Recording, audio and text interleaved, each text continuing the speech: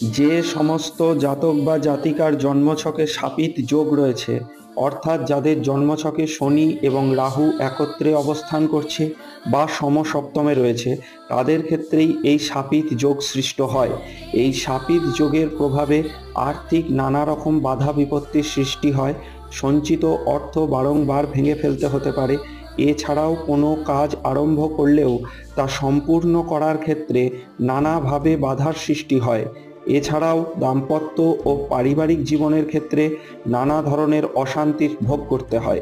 এই শাপিত যোগ থেকে যারা মুক্তি পেতে চাইছেন, আগামী 30শে ডিসেম্বর 2024 সনে আমাদের শিবশক্তি স্বপ্নপুরী মন্দিরে অমাবস্যা যোগে বিশেষ পূজা ও যজ্ঞের ব্যবস্থা করা হয়েছে।